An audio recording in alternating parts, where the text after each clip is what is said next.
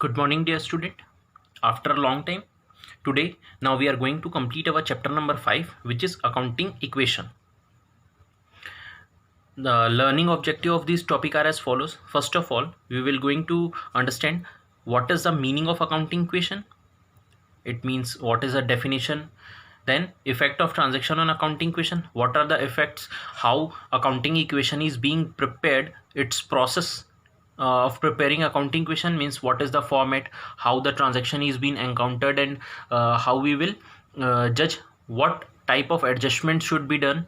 And then last, rules of accounting equation. In fact, when we conclude this chapter, we are going to also see the format of balance sheet, how the balance sheet is being prepared by the accountant, or you will prepare in class 11th. So without wasting time, let's move to the topic. So first of all, the meaning of accounting equation. First of all, an accounting equation is a mathematical expression which shows that the assets and liability of a firm are equal. It means it is a equation, means जैसे mathematics में एक equation होता है, तो ये mathematical expression ही है. Basically ये dual aspects पे काम करता है और ये शो करता है कि हर डेबिट के लिए एक क्रेडिट होगा और हमेशा एसेट्स लाइबिलिटी के बराबर होगा. मीन्स हमेशा हम ये देखेंगे कि ट्रांजैक्शन को इक्वल करने के बाद हमेशा एसेट्स लाइबिलिटी के बराबर होगा. जैसे हमने बैलेंस शीट, अब इस चैप्टर से बैलेंस शीट देखना चालू करेंगे. इनफैक्ट 11th क्लास में हम पूरा प्रोसेस जो कंप्लीट करेंगे उसमें एसेट्स क्या होता है वो तो हम बेसिक अकाउंटिंग टर्म्स में देख रखे हैं, लाइबिलिटी क्या होता है वो देख रखे हैं. इस चैप्टर में हम और डिटेल पे जानेंगे, बारीकियों को समझेंगे कि करंट एसेट्स कैसे होते हैं, फिक्स एसेट्स क्या होते हैं, एसेट साइड कैसे डिनोट किया जाता है, लाइबिलिटी कैसे डिनोट किया जाता है.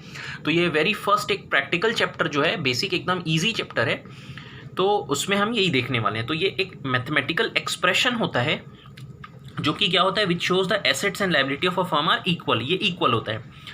An accounting equation is based on dual aspect concept of a accounting meaning every transaction has two aspects, debit and credit. इसका मतलब हर डेबिट के लिए एक क्रेडिट होगा ही होगा.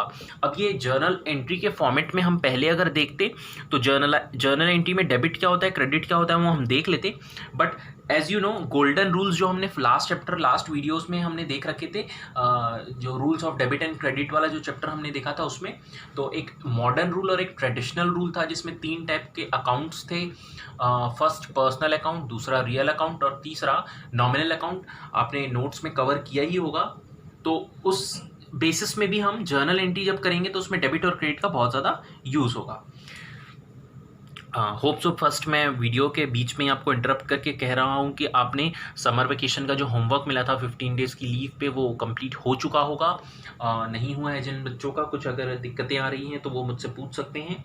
और प्लीज़ जो भी होमवर्क आपके बचे हुए होंगे वो आप जल्द से जल्द अपने नोट्स में कंप्लीट कर लें, ताकि हम आगे की पढ़ाई और नोट्स अच्छे तरीके से आप कंप्लीट कर पाएँ अपने कॉपी पे. ठीक है. आगे कहता है, it holds that for every debit there is a credit of equal amount and vice versa.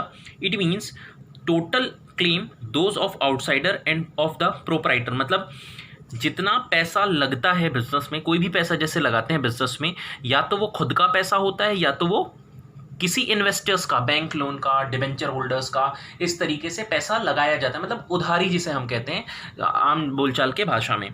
तो वो जो पैसा लगा है, टोटल क्लेम्स जो लगे हैं, एक तो ओनर का खुद का पैसा लगा है जिसे हम प्रोप्राइटर कहेंगे, और एक आउटसाइडर का जो पैसा लगा है जिसे हम बाहर से रिलेटिव्स हो गए, बैंक से लोन ले आया या किसी आउटसाइडर से मंग के ले आया, तो वो दोनों क्लेम्स होते हैं. मतलब बिजनेस को वापस करना होता है वो पैसा. Will always be equal to the total assets of the firm.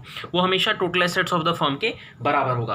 अच्छा, अब ऐसा क्या होगा, क्योंकि देखो जैसे ही बिजनेस फर्म के पास पैसे आते हैं, जैसे मैं आपको एक इलस्ट्रेशन की तरीके से समझाऊं तो देखिए, जैसे ही बिजनेस फर्म के पास मनी आता है, अब ये मनी आएगा किसके पास से, ये जो बिज़नेस है आपका, मान लेते हैं ये बिज़नेस है आपका, इसमें मनी इंसर्ट किया जाता है. और ये मनी होगा किसका, ये मनी 2 लोगों का होगा, एक तो ओनर का, एक तो जो बोरो करके लाएंगे, मतलब आउटसाइडर का.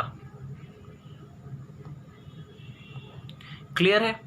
तो ये दोनों जो पैसे लगाते हैं बिजनेस में वो बिजनेस के पास आ जाता है। अब ये बिजनेस इससे क्या करेगा? अब आप मुझे बताइए, आप एक कॉमर्स के स्टूडेंट हैं, तो बताइए एक बिजनेस में सबसे पहले तो पैसे की ज़रूरत पड़ती है। बिजनेस स्टडीज़ में भी आपने पढ़ा। तो जैसे ही बिजनेसमैन के पास पैसे आ जाते हैं, सबसे पहले वो क्या करता है? जैसे अगर आप मैन्युफैक्चरर बनना चाहते हैं, रिटेलर बनना चाहते हैं, या जिस भी टाइप का सर्विस प्रोवाइडर बनना चाहते हैं, तो सबसे पहले आप क्या करेंगे? जैसे एक एग्जांपल लेते हैं, आप मैन्युफैक्चरर बनना चाहते हैं, तो मैं लिख देता हूँ यहाँ, मैन्युफैक्चरर बनना चाहते हैं मतलब बड़ी सारी मशीनें खरीदनी होगी आपको, लैंड एंड बिल्डिंग बनाना होगा, फर्नीचर खरीदने होंगे, तभी तो प्रोडक्शन हो पाएगा। तो ये जो मनी आया है, चाहे ओनर का पैसा हो, चाहे बोरोड फंड से आया हुआ पैसा हो, आउटसाइडर का, जैसे बैंक लोन भी मैं बोल सकता हूँ, क्योंकि बैंक लोन पॉपुलर तरीका होता है। तो मैन्युफैक्चरिंग कंसर्न क्या करती हैं? जिस प्रोप्राइटर अपना खुद का पैसा जब लगाता है, उससे ज़मीन जायदाद खरीद लेता है बिजनेस के नाम से, और उसी नाम से उसी के डॉक्यूमेंट्स को बैंक के पास रख के बैंक लोन लेता है और आगे की मशीन्स खरीदता है। तो ये बिजनेस क्या करेगा?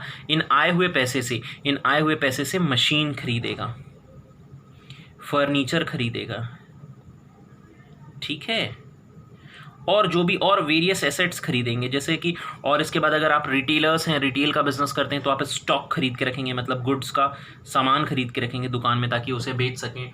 और बहुत सारे तरीके होते हैं, डेटर हो गया, बिल्डिंग हो गया, ये इस तरीके से लैंड एंड बिल्डिंग हो गया, फर्नीचर एंड फिक्चर्स हो गए, ये खरीदते हैं।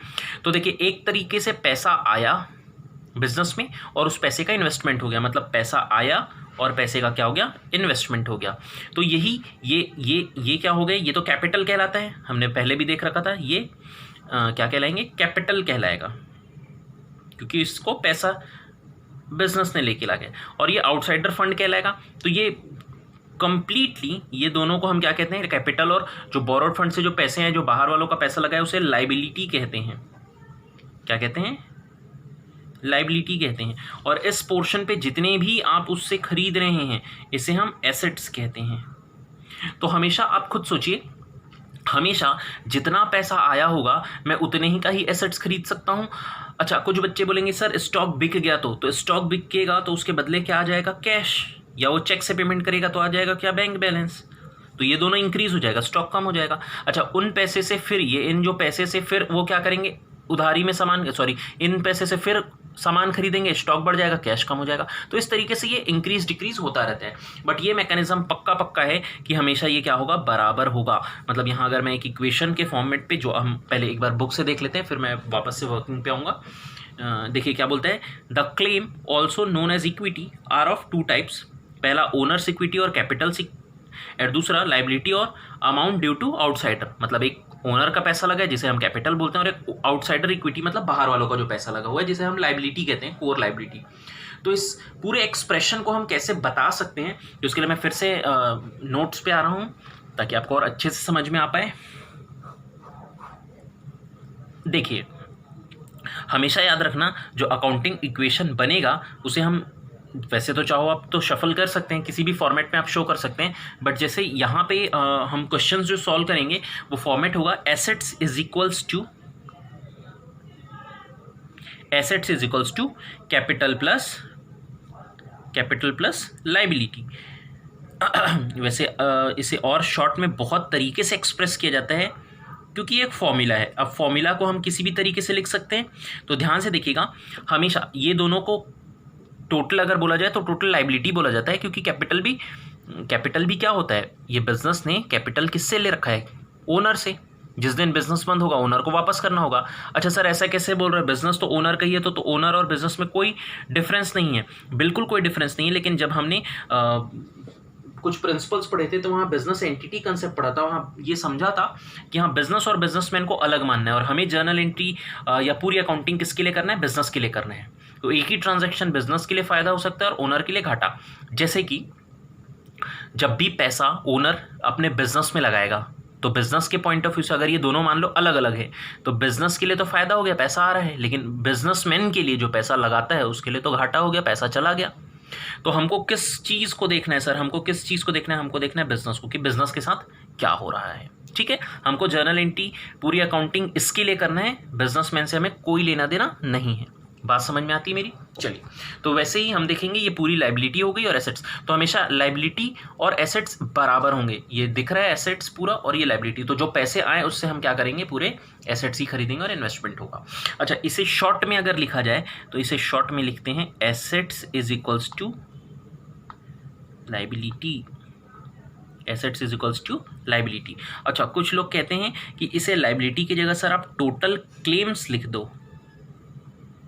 टोटल क्लेम्स मतलब ये कैपिटल ओनर का क्लेम है और लाइबिलिटी आउटसाइडर का क्लेम है, तो ऐसा भी हम लिख सकते हैं। मतलब यहाँ लाइबिलिटी की जगह कुछ जो ऑथर्स हैं वो पूरी इक्विटी भी लिखते हैं, उसमें कोई दिक्कत नहीं है, आप assets is equals to equity भी लिख सकते हैं। अच्छा, अब क्योंकि ये फॉर्मूला है तो ये फॉर्मूले का परमुटेशन कॉम्बिनेशन मैं एक शॉर्ट फॉर्म पे लिखूं, जैसे एसेट्स को ए, कैपिटल को सी और लाइबिलिटी को एल, तो assets is equals to capital plus liability formula बना। अब आप चाहें तो इस लाइबिलिटी को राइट हैंड साइड से लेफ्ट हैंड साइड लाएंगे तो फॉर्मूला बन जाएगा assets is equals assets minus जब लाइबिलिटी साइड आएगा इज इक्वल्स टू कैपिटल। तो ये जो छोटे छोटे क्वेश्चन आते हैं 1 मार्क्स में, अभी क्योंकि मल्टीपल चॉइस क्वेश्चन ज़्यादा आएंगे इस सेशन में, खासकर सीबीएसई या एनसीईआरटी प्लान कर रही है कि इस टाइप के क्वेश्चन ज़्यादा हैं, और नहीं भी होगा तो पुराने पैटर्न के हिसाब से भी 20 मार्क्स के multiple choice question fill in the blanks and true false आते थे। तो उसमें ये प्रोबेबिलिटी बनेगा कि एक नंबर में आपको एसेट्स, लाइबिलिटी और कैपिटल की वैल्यू दे दी जाएगी और आपको फटाफट से क्या करना पड़ेगा, कैलकुलेट करके 1 मिनट के अंदर आपको क्या करना पड़ेगा, यहाँ पे बताना पड़ेगा, चाहे तो कैपिटल पूछे, चाहे तो लाइबिलिटी और चाहे तो एसेट्स। ठीक है। अच्छा, क्योंकि एक फॉर्मूला बन गया assets minus liability is equals to capital, आप चाहें तो कैपिटल को भी ट्रांसफर कर सकते हैं लाइबिलिटी की वैल्यू निकालने के लिए, तो फॉर्मूला बन जाएगा एसेट्स, कैपिटल को मैं ट्रांसफर करूंगा तो minus capital is equals to liability. तो ये कुछ फॉर्मूले हैं। अच्छा, ये 3 फॉर्मूले दिखते हैं, कई बच्चे कहते हैं सर 1 फॉर्मूला, 2 फॉर्मूला, 3 फॉर्मूला हो गया। नहीं, ये 3 फॉर्मूला नहीं है, ये एक ही फॉर्मूला है, assets is equals to capital plus liability. अब ये तो हम कैलकुलेट करने के लिए क्या कर रहे हैं, कभी हमको कैपिटल कैलकुलेट करना पड़ेगा, कभी लाइबिलिटी कैलकुलेट करना पड़ेगा, कभी एसेट्स कैलकुलेट करना पड़ेगा, तो एक सिंगल साइड में लेके हम कैलकुलेशन कर लेते हैं। जैसे मैथमेटिक्स में आप करते थे ना, वेरिएबल्स में एक्स की वैल्यू निकालने के लिए या वाई की वैल्यू, अननोन जो फिगर होता था वो निकालने के लिए, तो वैसे ही इसको हम क्या कर लेंगे, यूज़ कर लेंगे। तो होप सो आपको ये समझ में आ रहा होगा कि कैसे हम अकाउंटिंग इक्वेशन में आगे मूव करने वाले हैं। जैसे आगे भी आप देख सकते हैं, ये ट्रांजैक्शंस जैसे होंगे, तो ये फॉर्मूले लिखें, assets is equals to equity total claim, या assets is equals to capital plus liability plus capital. अच्छा, इस कैपिटल में आपका प्रॉफिट इंक्लूडेड होगा, इसी में आप ऐड कर देंगे, या जैसे इसी फॉर्मूले में लाइबिलिटी को हम परमुटेशन कॉम्बिनेशन लगा के अलग कर रहे हैं तो एसेट्स माइनस कैपिटल, ये कैपिटल एसेट्स माइनस लाइबिलिटी हो जाएगा। तो ये कुछ फॉर्मूलेज हैं, फॉर्मूला रहने के लिए एक ही, assets is equals to capital plus liability. आगे कहता है the above relationship is known as accounting equation and balance sheet equation. Balance sheet में भी यही फॉर्मूला चलता है, मीन्स बैलेंस शीट में भी आपका एसेट्स लाइबिलिटी के बिल्कुल बराबर होगा, मीन्स दोनों ही साइड जो बैलेंस शीट का है वो टोटल बराबर आना चाहिए, तभी आप सही बना रहे हैं, नहीं तो गलत सॉल्व कर रहे हैं। तो ये एक ट्रांजेक्शन हो गया। अच्छा, आगे बढ़ते हैं, जैसे बोलते हैं effect of transaction on accounting equation. और ट्रांजेक्शन में affect either both side of the equation by the same amount और one side of the equation only by both increasing और डिक्रीजिंग इन इक्वल अमाउंट। मतलब कि ये जो transaction है, जैसे assets is equals to capital plus liability, हो सकता है एसेट्स साइड ही कम ज़्यादा हो जाए, हो सकता है एसेट्स और लाइबिलिटी में चेंजेस हो सकता है एसेट्स और कैपिटल में चेंजेस हो, ये बात कह रहा है। ठीक, चलिए आगे बढ़ते हैं। Transaction from the accounting equation view point can be divided into 2, that is first transaction affect 2 item, मतलब कोई ऐसे ट्रांजेक्शन होंगे जिसमें 2 आइटम्स बस डिस्टर्ब होंगे, एसेट्स, लाइबिलिटी, कैपिटल में। एसेट्स में भी बहुत बाइफर्केशन होते हैं, जैसे अभी हमने देखा एसेट्स में land, building, plant, machinery, furniture, fixtures, motor vehicle, stock, debtor, इस टाइप के जो जितने भी एसेट्स आते हैं वो लाइबिलिटी में भी बहुत सारे लाइबिलिटीज़ होते हैं।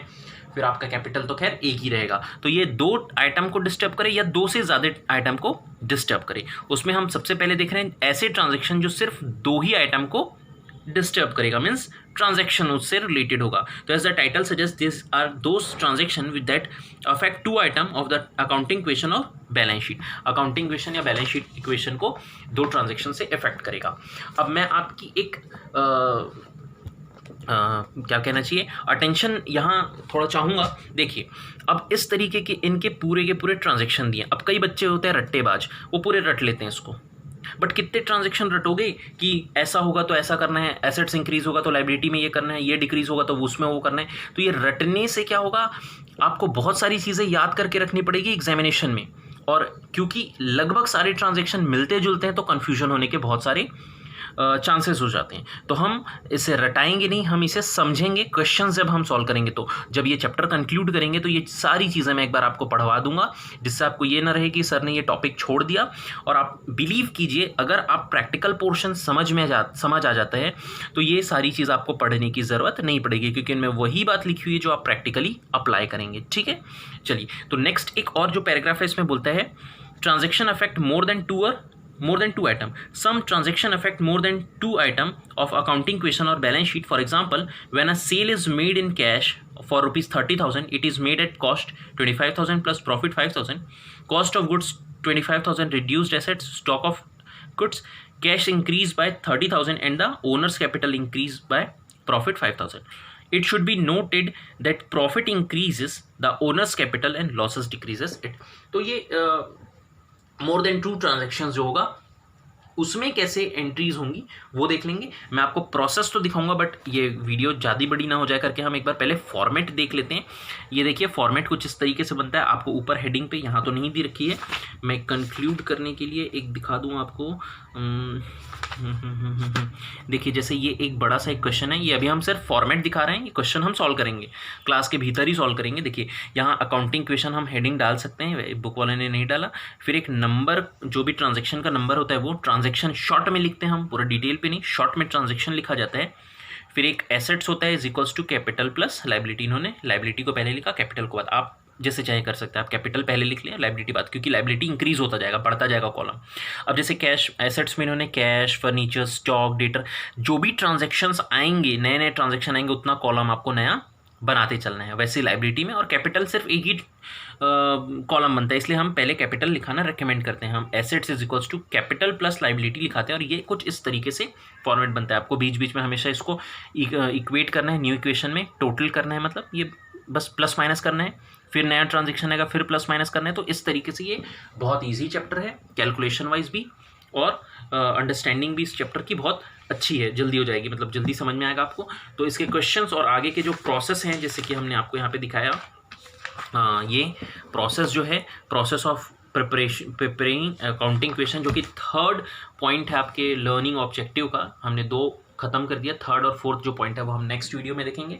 2 वीडियोस में ये चैप्टर खत्म हो जाएगा, 2 से 3 वीडियो में, जिसमें हम क्वेश्चंस, प्रैक्टिकल क्वेश्चंस और डिटेल में देखने की कोशिश करेंगे।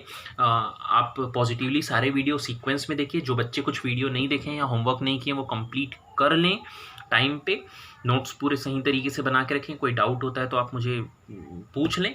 एक बार मैं आपको दिखा दूं कि हमारे कितने सारे चैप्टर्स हो रखे हैं।